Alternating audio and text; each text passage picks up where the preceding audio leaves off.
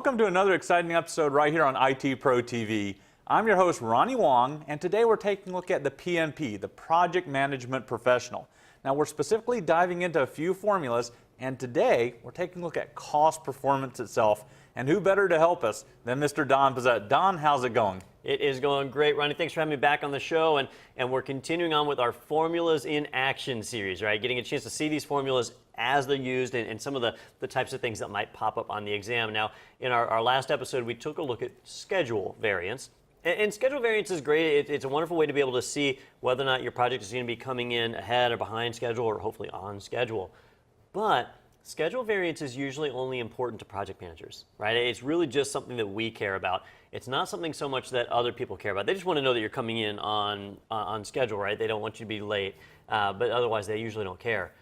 Cost variance, on the other hand, is something they absolutely do care about. And so typically when you're in a company and people are asking for the performance of your project, they don't normally ask about schedule variance, they normally ask about cost variance. Watching that budget. You know, the deadline is still important. You've got to hit your deadline, but at the end of the day, most companies fixate on the dollar bill, right? The amount of money that we're going to spend to complete that project. So we're going to take the same concepts that we saw with schedule variance, but we're going to apply it to cost variance. And you'll see that the formulas are almost identical. And when we did schedule variance, we actually took cost into account. That's a part of it, right? Let me bring some of these formulas back up. So we talked about variance and how that's just simply the difference between what our plan was and what we're actually getting, right? So this little gap that gets created here, that's our variance. And when we measure variance, we're normally dealing with two concepts, plan value and earned value, right? Plan value is the amount of work we expect to have been done at a certain point, and it's normally phrased as the amount of effort, right? And why do they say effort? Well, effort is usually that combination of time and money, right? I know that somebody's got to do some work, and that person makes $15 an hour, and there's 2 hours of work, right? That's their effort. The 2 hours and the $15 kind of combine to form that effort. And so when we talk about planned value, it's taking that budget at completion and multiplying it by planned work. We saw that back when we started talking about earned value analysis. So if you haven't watched that episode, definitely check it out. But it's a composite metric, right? It's combining money, or our budget, and our planned work, which is labor or effort. You're kind of merging all that together to create this metric. And earned value does the same thing, right? Our planned value, which we already saw brought in our budget, but factoring in the work. And that's why it's not so good for cost variance, because it's taking into account things like the schedule. And for schedule variance, that's perfect. That's what we want. For cost, it's not. And so when we're dealing with cost, we have different formulas. And the formulas work to eliminate some of that reliance on scheduling. So notice that cost variance is your earned value minus your actual cost, all right? Not earned value minus planned value, right? My planned value is that amount of effort and cost that I expected to incur by a certain point. Here it's just the actual straight up cost. How many dollars have I spent? That's what I want to know, right? I don't really care what percentage is complete or whatever. I just need to know the raw dollars and cents. So cost variance is really no different than schedule variance, except we drop some of the reliance on time and we put the reliance on the actual money. Now, notice we are still using earned value, and that means we do still care about time, because earned value, as I just showed you back here, is your planned value times percent complete, and our planned value is our budget at complete times our planned work. So that amount of work, that time is still in there, right?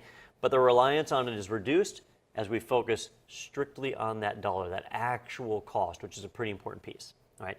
Now, the trickiest thing to remember for the exam when it comes to cost variance is that the result is a little bit weird, right? When we talk about schedule variance, you know, you get a result back, and hopefully it's zero. You want your earned value and your planned value to be equal, and you get a zero back. And if it's a higher number, like a positive number or a negative number, you get different results. And so we've got to remember that. This is something you have to memorize here. With cost variance, if we get a number that is less than zero, if it's less than zero, we're actually over budget. And if it's greater than zero, we're under budget. It's kind of the opposite of what you'd think. If we had a greater number for schedule, we'd actually be ahead of schedule, or a lesser number than zero, a negative number, then we'd be behind schedule. But in cost, it's the exact opposite. So memorize that. Don't get confused.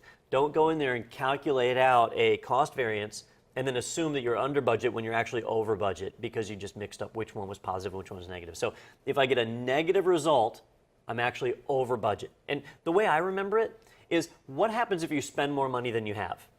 You go into the red, you go into the negative. You now have negative money. You spent more than you had. And so that's how I remember this, is that if I have a negative number, it's like I spent more than I had, and so I'm over budget. But if I have a positive number, right, I haven't spent all my money yet. I still have a positive number, and so I'm under budget. That's the kind of mnemonic that I use to remember that.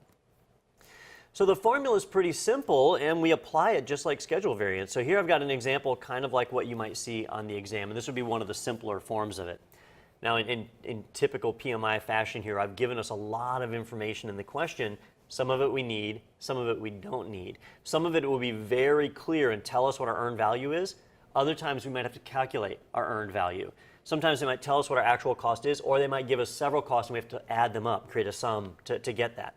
So as we read through this, we need to be thinking about the data we get and what's important.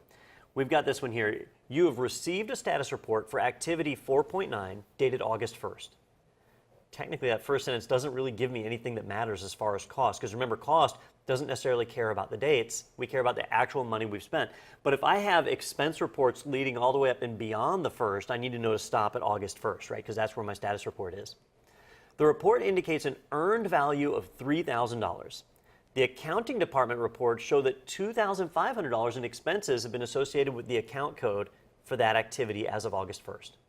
What is your cost variance? Well, they've given us everything we need to know. My earned value is $3,000. They've already told me that. But accounting tells me my actual cost has only been $2,500. Now, how can that be, right? How can it be that my actual cost is less than my earned value? Well, earned value is taking into account the amount of work that's been done. And so one or two things have happened here. Well, I guess there's a third possibility. The third possibility is that my numbers are wrong, right? It could be the status report's wrong and that's it, and that explains all this, right? But assuming these numbers are right, it usually means one of two things. Either that means, one, people got a lot more work done faster than they said they were going to get it done, right? Let's say it's painting a house, and they told me it was going to take 2 people 3 days to do it. But it turns out that the 2 people actually got it done in 2 days, right? If I pay them hourly, my cost for them is going to be the same. They just got it done faster, right? But they got more work done. They got 100% of the work done a day early. And so that can make your earned value go up above what you've actually spent. All right. Doesn't mean that we won't just spend the remainder, for that third day. Maybe they still expect to be paid for the third day, even though they're already done. And so this evens out and it's all gone by that point. But on day 2 of that, we would actually be offset like this. All right. The other possibility is maybe we just haven't paid for it yet, right? Maybe they did $3,000 worth of work and we just haven't paid the remaining $500. So I've got an accounting discrepancy. But either way, there's something that needs to be done. I need to go and find out why these numbers don't match up and take action if necessary, or don't take action if that's the course, right? So to solve this, though, I just come in and I say, all right, well, my CV equals, and what does it equal? Well, it equals my earned value, which is $3,000, minus my actual cost, which is $2,500. And so my cost variance here is simply $500. There we go. I've got a $500 cost variance. Pretty straightforward, right? And that number is a positive number, and so I end up with something greater than 0, and so I'm under budget, right? I'm under budget because I've spent less than my earned value, right? Not necessarily a good thing, right? Not necessarily a bad thing. I need to find out why. All right. I wanted it to be 0. I wanted it to be where I spent exactly what I've earned. Now everything's right on course. So pretty straightforward. It can get a little harder, though, if we use like example number 2 here. So with example number 2, it's telling me I've got work breakdown structure task 2.8. We've spent $10,000 and we're 25% complete. Okay? That sentence by itself doesn't really help me, so I need more information. It says the project plan shows that $10,000 is correct for the planning period. We expected to spend $10,000 by that period, but the task should be 50% complete. What is my cost variance? So now this is an interesting one, because on a strictly cost basis, I've spent $10,000, I had planned to spend $10,000, it looks like things are great, my cost variance is 0. But we have to remember that the cost variance formula uses earned value, uses EV. And earned value does pay attention to the percentage complete, right? I expected to be 50%, but I'm actually only 25% done. So my earned value is not going to be where it needs to be when I calculate that out, all right? So my planned value, if we go back and look at those formulas, we'll rewrite this the long way. This is going to be a long formula because we have to calculate everything out, right? So CV equals, and I need my earned value, right? And what is earned value? It's my budget at completion. Or, I'm sorry, I'm going to screw this one up, aren't I? No. My earned value is my planned value times percentage complete. There we go. It's important that we get these right. So it's my planned value times my percentage complete. Okay. Well, my planned value, I know that. My planned value is $10,000. I expected to spend $10,000 by this point, and I'm going to multiply that by my percentage complete, which is 25%. Okay. And then I need to subtract out my actual cost, which my actual cost is, well, $10,000, okay? So I know my actual cost is $10,000, but because we're taking this $10,000 over here and multiplying it by 25%, I am gonna have that little problem. Now, my actual cost, I'm gonna introduce an issue here too. If we look at this formula, 10,000 times 25% is gonna be what? It's gonna be $2,500, right? And if I take 2,500 and I subtract 10,000, it's gonna show me a huge cost variance. And the reason is, I'm doing my actual costs and I've got this where I'm factoring in that we're 50% complete. What I really should do here is instead use schedule variance to get a true number. My cost variance is going to show something wildly offset, and this can happen when your earned value is not accurate. It can get very, very far off. But to put it in perspective, I might need to factor in my schedule variance to figure this out, because schedule variance would use my planned value here, and planned value would be 10,000 times 50%. And now the numbers would be a lot more in line. I'm still gonna have a huge discrepancy, right? So when I run this formula right here, my CV is gonna end up equaling, well, $2,500 minus 10,000, which is 7,500. It's actually a negative 7,500, right? So if I stick that in parentheses. So I've got a negative number. Now that negative number is letting me know that I've spent too much, right? And if we, apparently it does not want me to change. I was going to make it red so I can be all like accounting professional, but it doesn't want to let me do that. So anyhow, so that 7,500 is a negative number. I guess I could just stick a minus sign before it stopped being all accounting-like. There we go. It tells me I've spent more than I have. But I know that's not necessarily true. I've spent 10,000, I had 10,000, right? But I got less work than I was supposed to get. I only got 25% of the work. I didn't get 50% of the work like I was supposed to get, right? So that's where that offset is, and this number is pretty bad. So what I would do if I got this in real life land is I would say, wow, that number's really bad. Let me run my schedule variance and compare it to that. Because if you do the schedule variance, this changes, right? This becomes SV equals 10,000 times 25% minus 10,000 times 50%, right? My earned value versus my planned value, right? With SV, we do the planned value. And that number is going to end up a little bit different because now we're talking about $2,500 minus $5,000. And so you still end up with a pretty big disparity, right? We still end up with a negative $5,000, which lets us know we've got a real problem. I'm probably going to run out of room here. $2,500, wouldn't it? Oh, you're right. Thank you, Ronnie. Okay. Good thing I got you around here. So it would be $2,500 minus $5,000. So you end up with a negative $2,500, which is going to screen wrap a little weird here for me because I'm just out of room. But there we go. So we end up with that schedule variance. It's a little bit more reasonable at this point. I mean, we're still off, right, by a good chunk, but it's a little bit more reasonable a number. The CV in this case just told me there was a problem, and I could use that to then go and do additional research. But the true answer to this one would actually be that negative $7,500, and it seems like a big difference, but it's because it's not taking into account the schedule and the time. It's just focusing in on the actual cost to that point. All right, now Don, you just did something that I think I would do on the exam, is chase down imaginary things. If you were given a question like this, would that be a possibility, or should I just stick with the numbers that I see? Answer the question that's asked, okay. Right? So they asked me, what's my cost variance? They didn't ask me what the schedule variance was, right? I did that because I wanted to show you guys how this gets used in real life, right? Formulas in action. But on the exam, answer the question they ask. They'll give you more information than you need, and you can do exactly what Ronnie said. You can chase that rabbit hole and just start going through and calculating all sorts of great stuff. at the end of the day, you're just wasting time, though, because you need to get to that next question. They asked me for my cost variance. I got a simple formula. I got it right here. They're not asking me to interpret it. We just provide the value and move on. All right, now, cost variance can end up with really whacked out numbers like these sometimes, and it's hard to put them in perspective. And it's really challenging, especially when you're dealing with a CEO or somebody like that, because when they hear negative 7,500, they think that we're in the black, or in the red, $7,500, which truly we aren't, right? We spent 10,000. We had planned on spending 10,000, so technically we're financially where we're supposed to be, but we're behind schedule is what's happening. Only 25% of the work is done instead of 50%, so we're behind schedule, right?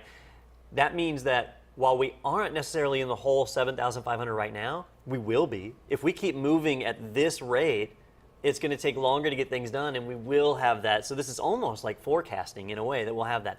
But this is not necessarily the greatest way to represent this to a CEO. And so with scheduling, I showed you guys how we have SPI, right? So you have SV for schedule variance, SPI for schedule performance index. With CV or cost variance, we have the CPI or cost performance index, and it's the same basic concept. Instead of earned value minus actual cost, it's earned value divided by actual cost. And by dividing it, we end up with a number that makes it really easy to compare projects together. So if I've got 10 projects and I want to compare all of their cost variance to see which one's in the most risk, I can do that easily with the performance index. And so this is a great alternative to use, and it's one that I use all the time. Most project management software will calculate this for you, and it's no big deal. All right, so if I take a look at CPI equals EV divided by AC, formula is just division instead of subtraction, so we can jump into an example, and as long as we get the information we need, we can solve it pretty quick, right? So this one is that we've received a status report for activity 1.11 dated May 9th. The report indicates an earned value of $3,000. Your project plan indicates that you should have spent $3,500 by that date. And accounting confirms that $3,500 has indeed been paid out. What is your CPI? So we planned on spending $3,000. We've actually spent $3,500. So I don't even have to do math. I don't have to be a wizard here to know that I've spent more than I should have, right? That we're over budget. But we want to have this in a number that's easy to compare. So I know that I'm over budget $500, right? I've spent $500 more than I should. Didn't have to know a formula for that. We spent more than we planned. But if it's $500, in the general scheme of things, what does that mean to this project in comparison to other projects? Is $500 a lot of money or a little? Well, if this is a $1,000 project, $500 is 50% of my budget. That's a huge offset, right? That's a big deal. That's a problem. But if this is a $10 million project and I'm off by $500, that's hardly anything. And so when you calculate your CV, your cost variance, it doesn't help you interpret that. Like, how bad is this in comparison to the project? CPI will. So as CPI, we just plug in the values we've been given, right? So CPI equals earned value, which they told me was $3,000. And then we divide that by our actual cost, which accounting told me that was $3,500. Now, notice how they gave me my plan. It says your project plan indicates you should have spent $3,500 and that we actually have. Do I care what the project plan says here? I don't, right? The earned value does. Earned value cares about the plan. But as far as this formula here, if they've given me my earned value, this extra bit of information is just useless fluff that I kind of ignore because the actual cost, what the accounting department says, that's what I care about. And so now I just divide that out, right? 3,000 divided by 3,500. So I'll take good old 3,000, we'll divide that by 3,500, and I end up with 0.857, which I'll round up to 0.86. 0.86. There we go. And so now I've got my cost performance index. Now if we jump back over to my CPI slide here and kind of zoom in on the results, we can interpret what we got, and you'll see if I have less than 1, I'm over budget, 1 is on budget, greater than 1 is under budget. In my case, what did I get? Well, I got 0.86, and 0.86 is less than 1, I'm over budget. All right, and not only am I over budget, I can kind of take this, and it really works on a percentage, right? So I'm actually 14% over budget. So if we want to interpret it that way, I can see the extent to which I'm over budget on my project. So this is a great indicator, and it's even better because I can take this number and compare it to other projects, which is how you're more likely to see it on the exam. And that's my second example here, is we've been brought in to salvage 4 projects that are currently at risk of failure. Which of the 4 projects is in the most need of attention? And they're giving me the earned values and the actual cost to date. Now, I can calculate out the cost variance if I want, or I can just skip that and go right to my CPI and calculate out the CPI. If I do that, the CPI is really easy to compare between these. The cost variance is harder to compare, right? But let's do both for completeness here, right? My first one, I've got an earned value of $85,000 and actual cost of $84,500. My CV is just EV minus AC. So I can see on this one, my CV is going to be, what are we talking about? $500, right? $500. And apparently it's red for some reason. So $500. If I look at my next one, oh, you know what? That actually just needs to be white because, come on, there we go. There we go. All right, because it's a positive number, right? My actual cost is lower than my earned value, so I'm doing well there. I'm actually under budget. This one, 1.8 million. My actual cost 1.5 million. So just like the one above, I'm actually under budget on this one. So I apparently got several of these that are under budget. This one's going to be under budget $300,000, right? Which again, let me make that white instead of red because we're not in the red. All right, but this next one is the first one that I have that's going to go negative, right? $17,000.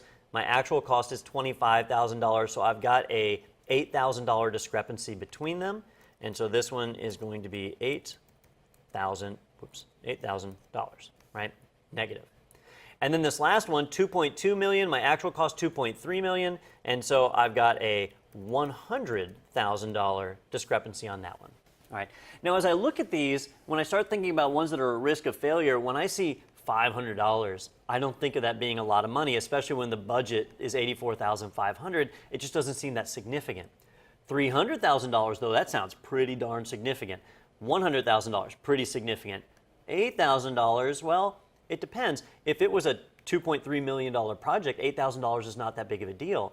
But $8,000 on a $25,000 project, that can be a big deal. And so I need a better way to compare these to figure out which one is most at risk because it's hard to tell. And I know what you're thinking, this guy's $300,000 under budget. How is that at risk? Well, to have a discrepancy that big, $300,000, that more than likely means there is a lot of work that has not been done. Work that's supposed to have been done, supposed to be billed, that hasn't been. Or maybe it means we aren't paying our contractors. And so now our contractors are going to walk. They're not going to do any more work because they haven't gotten paid, right? We need to find out what that problem is and get it solved. An overage is not necessarily a good thing. So if I calculate my CPI, I can really figure this out a little bit better, right? And so if I start with this 85,000 and divide it by 84,500, right? So 85,000 divided by 84,500, that is a 1.005. So I'm going to round that up to 1.01. Right? And I use just the standard rounding rules. If that last decimal place is a 5 or higher, I go up. If it's a 4 or lower, I go down. And then we've got 1.8 million versus 1.5 million. So I'll take $1.8 million and divide that by $1.5 million. And I get a 1.2. Right? Nice big overage there. So we're under budget on those guys with these numbers that are over 1. And then we start to get to our negatives, right? So 17,000 divided by 25,000 is a 0.68. And then my last one, 2.2 million versus 2.3 million. And we divide that out. And a 0.96. Okay, whoops. 0 slash, I don't know. We'll make all new numbering systems. There. Now I've got my CPIs. And what my CPIs do is let me start to compare these things. Now, I already knew that $500 was not a big deal, right? And so I get a CPI of 1.01. I mean, we are practically 1.0 there. I wouldn't really bat an eye at that. That's not a big deal. We're really in line.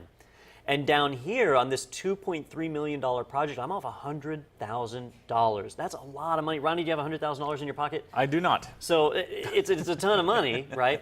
But I've got a 0.96. In the general scheme of this activity, it's really not that far off. And this could just simply be delayed billing. This could be any number of simple things that resolve itself pretty quickly. So while that number is pretty daunting at first, it's really not that big of a deal, right?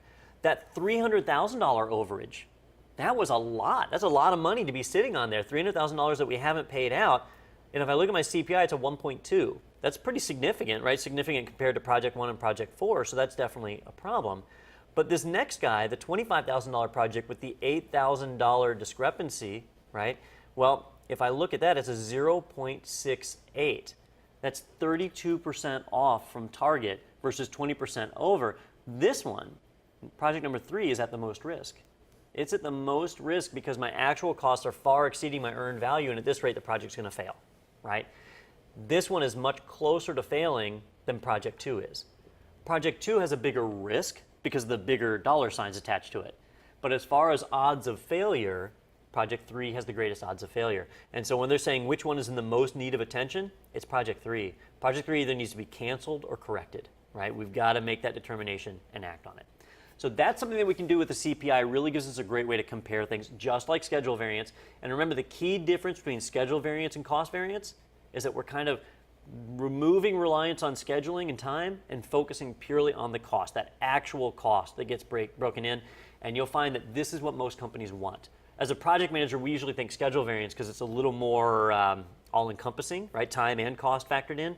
But this one is what companies want because they want to know that bottom line, the dollar that they're paying out, are they getting the value for it? And so you'll see this one used more commonly. Now, Don, with numbers that might look as close as what we saw there, if they're just a tenth off, you would still pick the number that's farthest away from 1, is what we're saying. Yeah, for the most part. Now, your company is going to have a policy for this, right? Your company should have, if you have a PMO, they definitely have it, but you should have a project management plan, right? Not a project plan, a project management plan, how you manage your projects. And in the project management plan, it should say, when you calculate your SV or when you calculate your CV, here's the amount that will tolerate that being off, okay? So that if you're off 0.4, or if you're off like 4%, maybe that's okay for your company. Another company might say, no, only 2%. And so that's your acceptable window. And if your project completes and it's over 2% or under 2%, it's okay, it's still a win, because that's the number your company decided on. But there is no official number. The PMI, they don't have an official number for you. It's up to your company to decide your tolerance and what you're willing to accept for success, right? So these numbers here, I might have an organization that we say if it's more than 10%, if it's more than 0.1, then we need to act on it. And so looking at these projects right here, both Project 2 and Project 3 would be at equal level of risk because they're both beyond 0.1, they're both beyond 10%, versus Project 1 and 4 that aren't, right? They're in an acceptable means. But if my limit is 3%, then even Project 4 is at a pretty big risk there, right? Because it's 4% away from where it's supposed to be. So it is just up to the company. Well, Don, thank you again for showing us about the cost variance and the cost performance index. Remember that the cost variance for us, right, is actually compared to that planned work that we had, that we said we were going to spend versus what we actually do have or what we actually have spent at that point. And then that cost performance index, just like what Don showed us, allows us to be able to tell whether we're over budget or under budget fairly easily. Even when the numbers get large, right, you'll still be able to actually determine that fairly easily on which one you actually want to be able to use. Don, thank you for also putting that in the context of the PMP exam as well, helping us to be able to look at that. And we do appreciate it. Any last words as people are practicing this? So what we just saw right there was the most basic implementation of cost variance. We do have a little more. I want to cover cumulative cost variance, or cumulative CPI really is the important one. So stay tuned. We're going to film another episode that'll cover that after this. We'll also do the cumulative schedule performance index too. So you'll want to see those. Not as common out there in the real world, but common enough on the exam that we need to know it. So stay tuned for that episode. But as far as cost variance though, that's a pretty good rundown. All right, wise words for us to end this episode on. Signing off for IT Pro TV, I'm Ronnie Wong. And I'm Don Pizzette. And we'll see you next time.